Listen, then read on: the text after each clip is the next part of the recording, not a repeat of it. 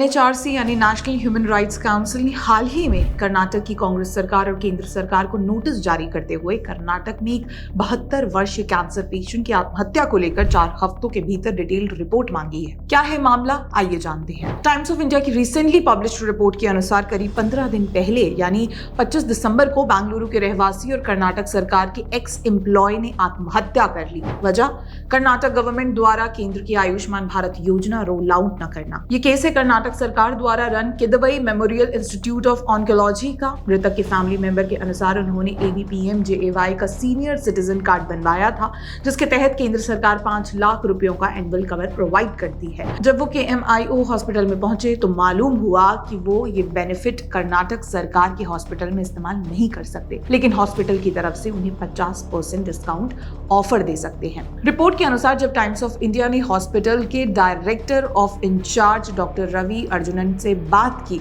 उन्होंने कहा कि ये पर्टिकुलर स्कीम अभी तक राज्य सरकार ने इंप्लीमेंट नहीं की है और ना ही इसके रिलेटेड कोई ऑर्डर आया है।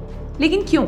सच्चाई क्या है? आक्रामक हुई भाजपा हो या खुद को डिफेंड करने के चक्कर में बिजी कांग्रेस सरकार, हेल्थ बेनिफिट्स के साथ क्या ऐसा लाभ सही है? ये केवल एक मरीज की बात नहीं है। TOI की रिपोर्ट के अनुसार कई ऐसे सीनियर सिटीजन्स हैं जिन्हें राज्य सरकार की नेग्लिजेंस का भुगतान खुद की सेहत और मेंटल स्ट्रेस से भरना पड़ रहा है। इस विषय में कर्नाटक के minister of health and family welfare Dinesh Gundu Rao ने खुद को डिफेंड भी किया और कुछ हद तक अपनी गलती भी मानी। उन्होंने माना कि एग्जिस्टिंग आयुष्मान भारत स्कीम में कर्नाटक गवर्नमेंट का आउटफ्लो करीब 70% है, जबकि पहले ये एग्री हुआ था कि वो 40% पर होगा। केंद्र को पहले विश्वास दिलाना होगा कि ऐसा सीनियर सिटीजन स्कीम में रिपीट नहीं होगा, फिर ही राज्य सरकार ये स्कीम इंप्लीमेंट करेगी। लेकिन क्या ये सच है?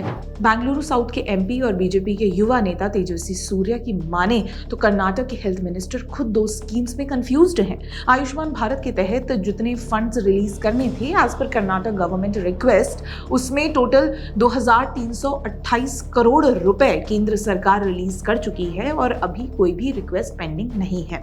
और रही बात आयुष्मान भारत की सीनियर सिटीजन कवरेज की, तो जिस 60 से 40 केंद्र राज्य सरकार शेयरिंग बेसिस पर फंड्स न आने की बात कर रहे हैं, फंड्स आएंगे कैसे जब ये स्कीम रेम्बर्समेंट बेस्ड है? सिंपल भाषा में कहें, जैसे आप कंपनी ट्रैवल करते हैं, खुद के पैसे खर्च करते हैं, फिर जब कंपनी को बिल्स प्रेजेंट करेंगे तब आपको पैसे मिलेंगे। जब आप खर्च ही नहीं करना चाहते तो केंद्र सरकार को केवल भ्रमित क्यों करते हैं? ऐसी खबरें आती रहती हैं कि पॉलिटिकल डिफरेंसेस के चक्कर में राज्य सरकार केंद्र की योजनाएं लागू नहीं करती। ये तो प्रधानमंत्री नरेंद्र मोदी जी खुद बोल चुके हैं, फिर वो दिल्ली की आप सरकार हो या पश्चिम बंगाल की ममता सरकार। इन राज्यों में भी आयुष्मान भारत योजना के बेनिफिट्स भारतीय नागरिक ले नहीं सकते।